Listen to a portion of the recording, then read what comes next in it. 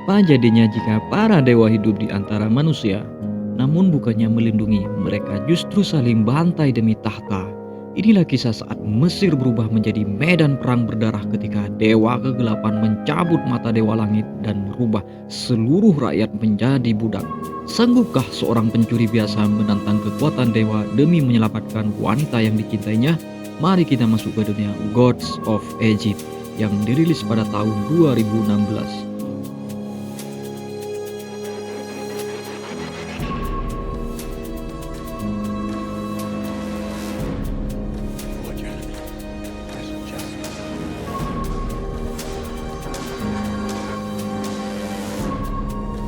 Cerita dimulai saat seorang pencuri yang bernama Beck sedang berada di sebuah pasar. Setelah melihat, mengamati, dan memahami keadaan pasar bak menteri perdagangan, Beck langsung membawa lari sebuah gaun cantik di toko milik Mang Hussein.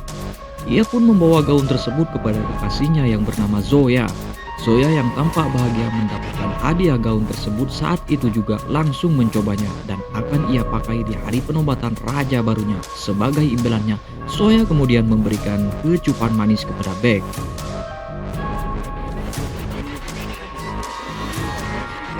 Di zaman Mesir kuno, para dewa hidup berdampingan dengan manusia. Mereka memiliki tubuh yang lebih besar dan darah yang berwarna emas.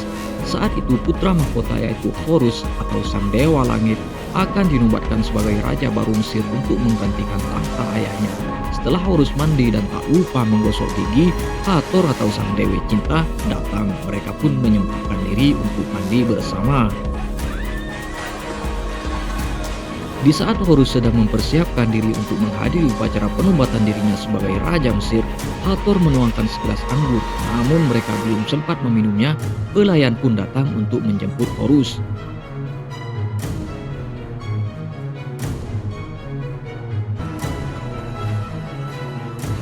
Di luar, seluruh masyarakat sudah berkumpul untuk menghadiri hari bersejarah tersebut.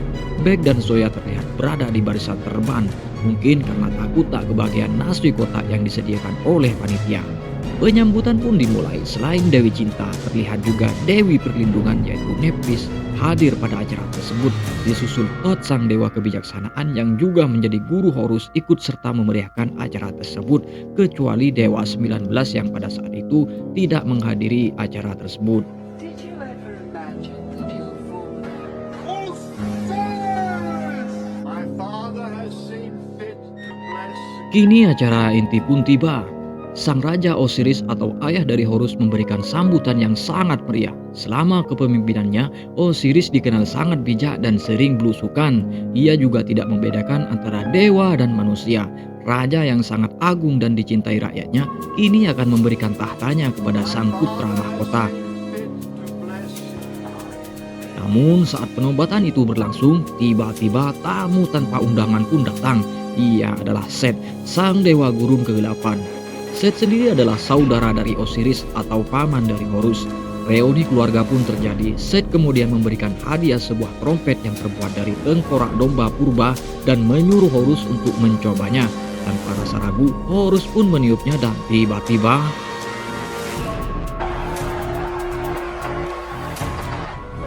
seluruh pasukan Set datang seperti pasukan baris berbaris dan mengepung seluruh masyarakat dan kerajaan. Set yang haus akan kekuasaan menantang Osiris untuk menghadapinya. Namun Osiris menolak dan melawan saudaranya sendiri. Tapi ternyata Set yang buta akan tahta langsung membunuh Osiris.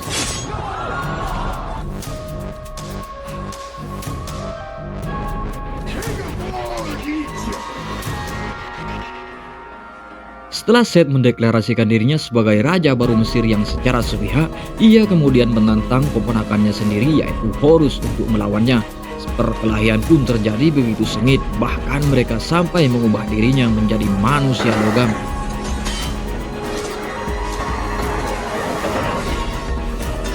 Akibat perkelahian tersebut cukup membuat suasana menjadi kalang kabut yang membuat Beck dan Zoya terpisah.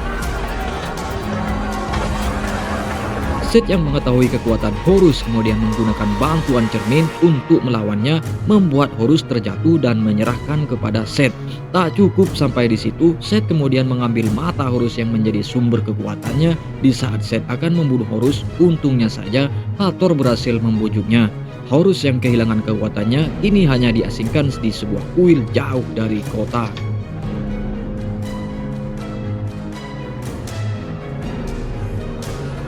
Satu tahun kemudian Mesir berubah menjadi proyek pembangunan raksasa milik Set. Seluruh masyarakat dipaksa menjadi budak dan tidak dibayar sepeser pun. Bek yang biasanya mencuri kini harus menjadi kuli bangunan. Karena tak kebagian rokok, Bek pun pergi secara diam-diam untuk menemui kekasihnya yang kini juga menjadi ART di salah satu pembantu atau istilah kerennya Menteri Raja Set yang sangat kejam. Bek yang berhasil masuk kemudian berhasrat ingin membawa kekasihnya tersebut, namun Soya tidak mau jika hanya dirinya yang dibebaskan. Soya pun menunjukkan sesuatu kepada Bek. Lebih jelasnya, Soya menyuruh Bek untuk mencuri mata Horus melalui jalan yang sudah ia perlihatkan agar kekuatan Horus bisa kembali dan menyelamatkan seluruh masyarakat Mesir. Mereka pun mulai mengumpulkan informasi dari berkas-berkas di tempat kerja sang menteri.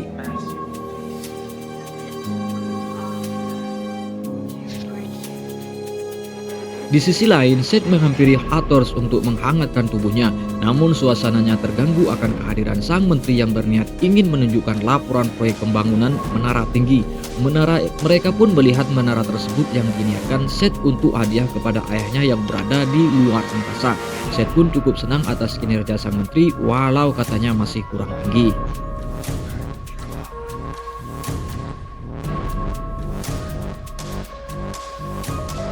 Di malam harinya, Bek akan melancarkan aksinya untuk mencuri mata sang dewa. Ia diam-diam menyelinap masuk ke dalam gerobak harta rampasan yang akan membawanya masuk ke tempat di mana mata itu disimpan. Setelah sampai di dalam, ia harus melewati berbagai ranjau dan jebakan. Namun karena jebakan tersebut dirancang oleh sang menteri dan Bek berhasil menemukan berkas pembuatannya, ia pun dengan mudah melewatinya sampai akhirnya Bek berhasil mengambil mata sang dewa dengan sangat mudah. Namun hanya ada satu mata yang disimpan di tempat tersebut.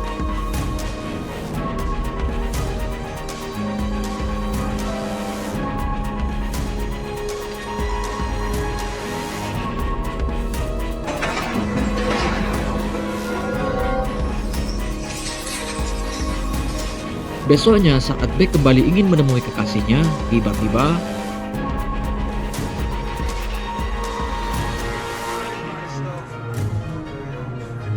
sang menteri sudah mengetahui aksi Bek melalui hilangnya berkas tersebut. Menteri kemudian meminta apa yang sudah dicuri Bek. Di saat sang menteri menyuruh anak buahnya untuk membunuh Bek dan Soya, Bek kemudian menunjukkan mata sang dewa yang membuat kilauan cahaya. Momen itu memberikan waktu untuk Bek dan Soya melarikan diri menggunakan kereta kuda milik sang menteri. Namun sialnya, di saat pelariannya tersebut, Soya justru tertusuk busur panah tepat di jantungnya yang membuat Soya harus kehilangan nyawanya. Bek yang dipenuhi pikiran kacau kemudian membawa jasad kekasihnya tersebut ke sebuah kuil, tempat di mana Dewa Horus berada. Bek kemudian masuk membawa mata dewa ke dalam kuil tersebut yang nampaknya belum pernah dibersihkan. Horus yang kini seperti dewa si buta dari gua hantu awalnya mengusir Bek. Namun setelah Bek menunjukkan matanya, Horus malah marah-marah gak jelas dan menyerang Bek.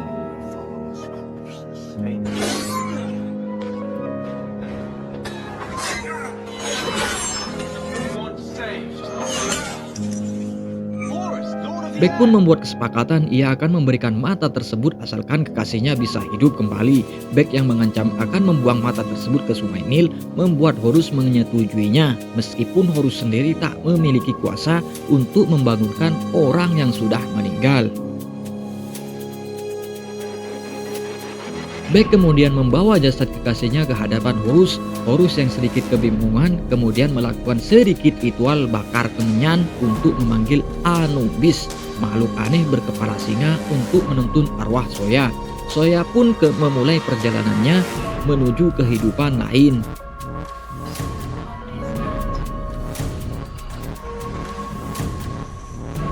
Ini giliran Bek yang malah ngoceh-ngoceh gak jelas dan menganggap Horus tidak menepati janjinya.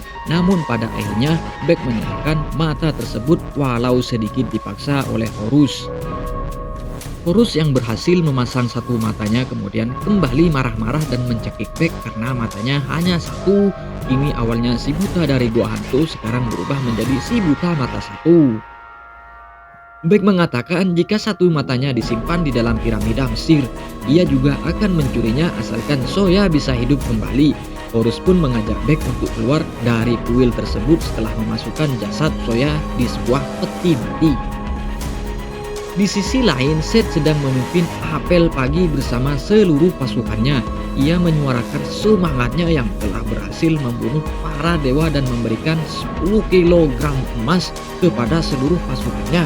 Setelah apel pagi selesai, Pak Menteri melaporkan bahwa mata dewa telah dicuri oleh seorang manusia biasa.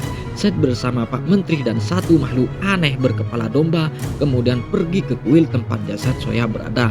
Set kemudian mengambil kalung yang dikenakan Soya dan menyuruh makhluk aneh tersebut untuk mencari Bek sang pencuri. Royal treasury has been breached. Di sisi lain, Bek dan Horus memulai perjalanannya dengan mendaki tebing yang sangat amat tinggi. Horus berniat menemui kakeknya yaitu Ra, sang dewa matahari yang berada di luar angkasa. Namun tanpa kedua matanya, Horus tidak bisa terbang. Disitulah Horus berdoa dan memohon kepada kakeknya agar ia bisa terbang. Setelah serangkaian doa dipanjatkan, tiba-tiba saja dengan kedua sayapnya, Horus kemudian membawa terbang Bek keluar angkasa untuk menemui kakeknya yang tinggal di perahu luar angkasa. Sesampainya di sana, di saat Horus mengajukan permintaan, Ra kemudian merubah dirinya untuk melawan iblis Apopis yang akan memakan matahari. Setelah tugasnya selesai, Ra kemudian menemui Horus. Itulah alasannya Ra tidak bisa meninggalkan tempatnya untuk bergabung di Mesir.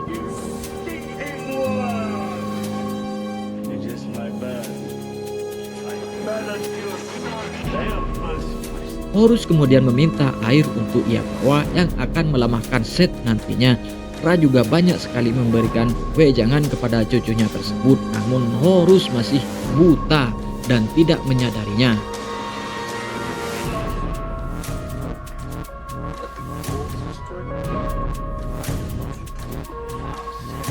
Di sisi lain, Set yang berhati iblis kembali melancarkan serangan. Kali ini targetnya adalah ibu dari Horus yaitu Nephthys sang dewi perlindungan yang memiliki sayap emas. Benteng Nephthys ternyata tak cukup kuat untuk menghadapi kekuatan Set. Setelah berhasil dilumpuhkan, Set kemudian menemui Nephthys yang berada di atas istananya. Namun di saat Nephthys akan terbang, Set kemudian memegang sayapnya sebelum akhirnya Set memotong sayap tersebut.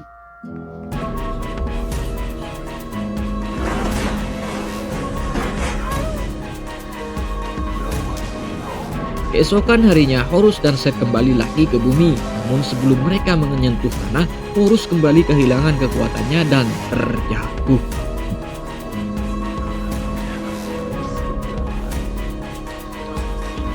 Saat Bek mengambil beberapa botol persegian air minum, ia kemudian dikagetkan dengan kehadiran makhluk aneh suruhan Set yang menanyakan mata dewa.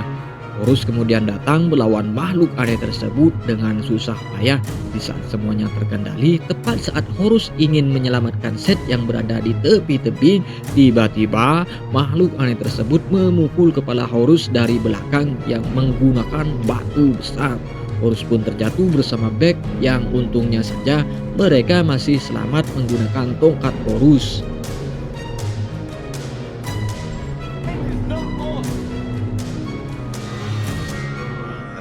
Sementara itu, makhluk aneh tersebut langsung melaporkan kejadiannya kepada Set.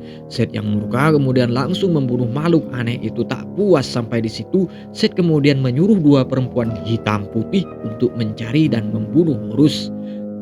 Set kemudian kembali menemui Dewi Cinta. Di situ Set mengatakan bahwa dirinya juga berhasrat menguasai dunia lain. Namun karena penolakannya dari sang Dewi Cinta, Set meragukan kesetiaan Dewi Cinta tersebut. Hathor yang diam-diam mencari keberadaan Horus akhirnya ketahuan oleh Set. Untungnya saja Hathor bisa meloloskan dirinya menggunakan lorong waktu menyusul kekasihnya yaitu Horus yang kini sedang berada di makam ayahnya.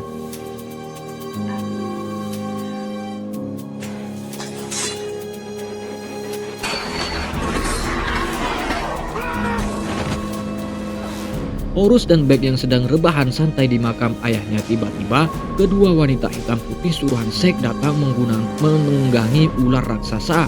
mereka pun lari terbirit-birit mencari perlindungan. Melihat suasananya yang semakin sulit, Horus pun tidak mempunyai pilihan lain selain melawan.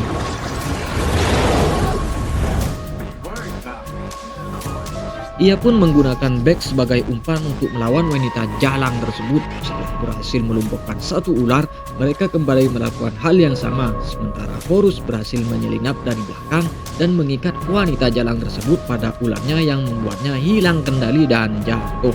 Di saat ular yang satunya ingin kembali menyerang, tiba-tiba Hathor pun datang. Sang Dewi Cinta itu menatap tajam sang ular dan menyuruhnya untuk membakar tubuhnya sendiri. Dengan kekuatan cinta sang Dewi Cinta, ular itu membakar tubuhnya sendiri dan wanita jalang tersebut. Di hari itu juga mereka bertiga kini melanjutkan perjalanannya. Kali ini tujuannya adalah masuk ke piramida, namun mereka butuh bantuan dewa kebijaksanaan untuk menjawab teka-teki pertanyaan dari Sphinx yang akan ia hadapi nantinya. Setelah melewati rawa-rawa, mereka pun sampai di istana Thoth, sang dewa kebijaksanaan.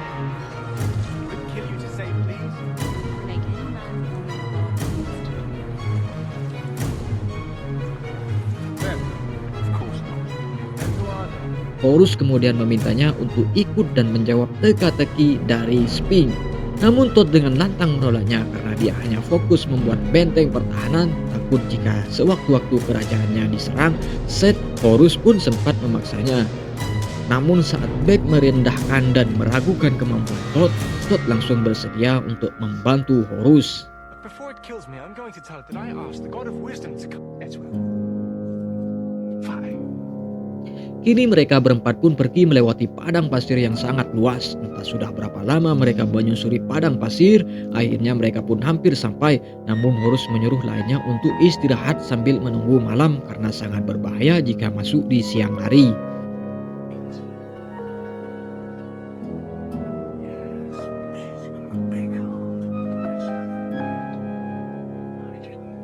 Hathor kemudian menunjukkan sesuatu kepada Beck. Dengan kekuatan Hathor, Beck bisa berbicara dengan Zoya yang sekarang berada di dunia lain. Namun momen itu tidak lama karena Zoya harus melanjutkan perjalanannya.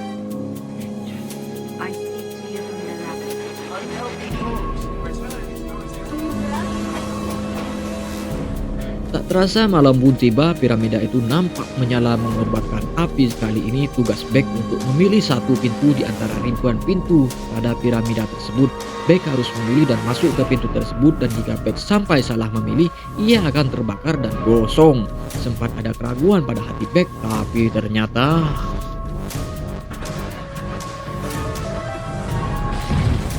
setelah berhasil masuk, kali ini Beck harus menghentikan roda waktu yang ada di atas.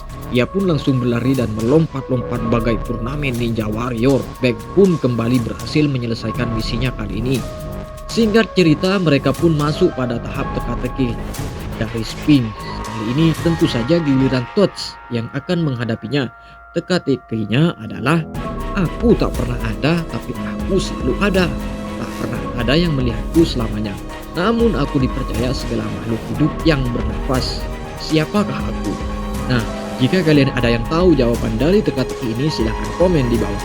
Karena di sini seorang dewa kebijaksanaan harus menjawab sebanyak 4 kali agar bisa memecahkan teka-teki tersebut. Oke, sekarang kita lanjut pada alur ceritanya. Thoth yang berhasil memecahkan teka-teki Sphinx akhirnya sampai pada puncaknya. Namun sialnya, Seth sudah lama membuntuti mereka berempat. Horus dan Hathor harus masuk ke dalam perangkap Seth. Sementara Thoth saat itu juga dibunuh dan diambil otaknya oleh Seth.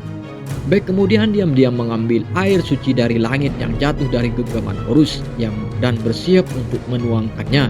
Namun sayang, usahanya sia-sia setelah Seth berhasil mengambil dan membuang air tersebut.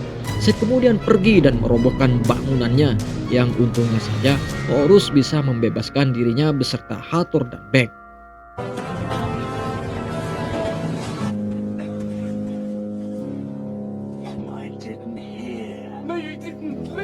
Setelah mereka selamat, Beck kemudian mulai menyadari bahwa Horus tidak bisa menghidupkan kembali kekasihnya.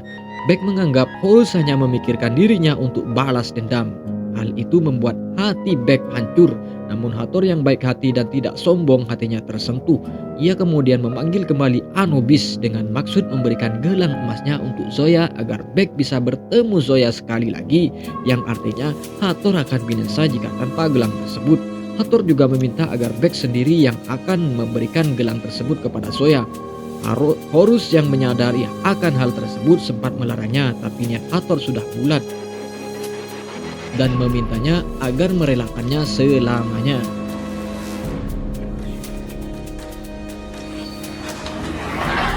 Kini Hathor pun lenyap di telan iblis. Horus kemudian memberikan gelang tersebut kepada Bek, yang membuat Bek pergi bersama Anubis menemui Zoya. Zoya pun sampai pada gerbang terakhir untuk penghakiman menunggu giliran dirinya untuk ditimbang.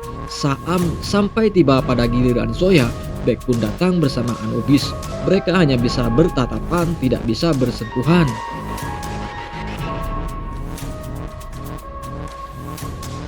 Di sisi lain, Set sedang merangkai organ-organ tubuh para dewa yang sudah berhasil ia kumpulkan, mulai dari otak Thoth, jantung Osiris, mata Horus, dan sayap Nephthys. Ia jadikan satu dalam dirinya. Merasa dirinya yang paling kuat, Set kemudian menghampiri ayahnya, sang dewa matahari. Namun bukan ironi keluarga yang terjadi. Set yang sudah dibutakan kekuasaan malah membangkang kepada ayahnya tersebut. Set yang terdiri dari beberapa dewa tak mampu dibunuh oleh Ra.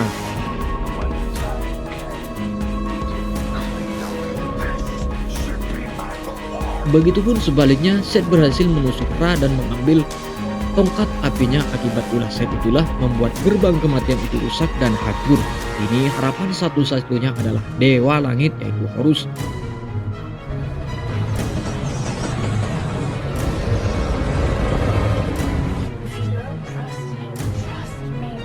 Bek pun kembali untuk menemui Horus.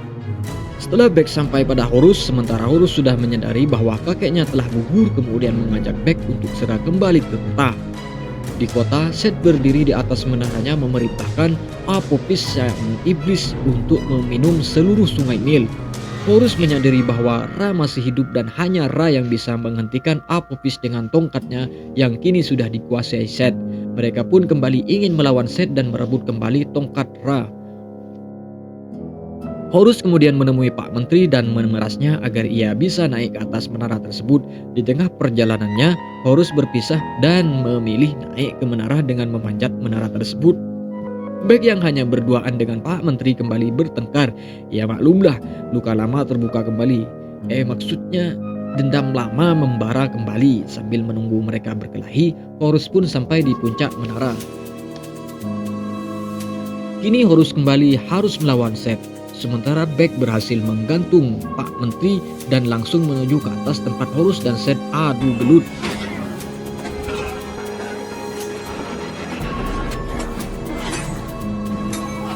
Horus yang terjatuh dan siap dibunuh oleh Set, kemudian Bek datang membawa tali untuk merampas tombak Ra, membuat Set murka dan meninggalkan tongkat tersebut. Set secara brutal menyerang Bek, namun justru berhasil merebut mata Horus yang dipakai Set. Bek yang akan jatuh dari atas menara kemudian melemparkan mata tersebut kepada Horus. Namun alih-alih menangkap matanya, Horus justru membiarkan matanya jatuh dan menangkap Bek yang akan jatuh. Horus berhasil menggapai Bek dan bergelantungan di atas menara tersebut. Tapi Set menyiramnya dengan lahar panas memaksa mereka terjatuh bersama. Namun dari kejadian itulah kekuatan Horus malah kembali. Sebelum sampai ke tanah, Horus kembali mengepakkan sayapnya dan berhasil menyelamatkan Bek. Disitulah kejelasan dari wejangan dari kakeknya tersebut. Horus tidak membutuhkan matanya untuk memulihkan kekuatannya, tapi cukup dengan melindungi rakyatnya.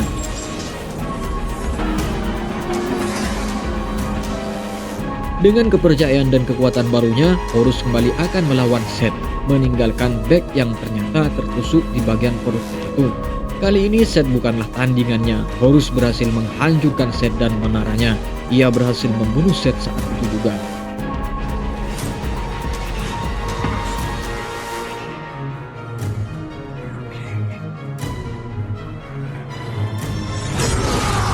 Horus kemudian menemui kakeknya dan menyerahkan tongkatnya tersebut. Ra yang terbangun langsung melaksanakan tugasnya untuk mengusir Apophis. Keadaan pun kembali normal terkendali di dunia lain. Horus yang kembali ke masyarakat kemudian menemukan matanya yang diberikan oleh seorang anak kecil. Horus kemudian menghampiri Bek yang terbaring lemah. Setelah mengatakan beberapa kata, Bek yang terluka akhirnya meninggal. Horus kemudian membawa jasad teman kecilnya tersebut ke samping jasad Zoya. Tapi tiba-tiba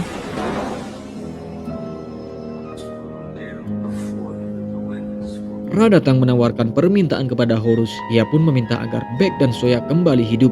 Dan benar saja, keajaiban itu datang. Bek dan Zoya hidup kembali. Film pun berakhir dengan Horus yang kembali menjadi Raja Mesir yang bijak. Sementara Bek menjadi penasihat raja. Bek juga memberikan kembali gelang Hathor. Dengan gelang itu Horus akan pergi menyelamatkan Hathor. Sementara kerajaan dititipkan kepada Bek selama Horus pergi. Gimana nih menurut kalian? Apakah film ini keren atau bahkan malah bikin pusing karena kebanyakan dewa? Tulis pendapat kalian di kolom komentar dan nantikan kembali video alur cerita lainnya. Terima kasih. Sampai jumpa.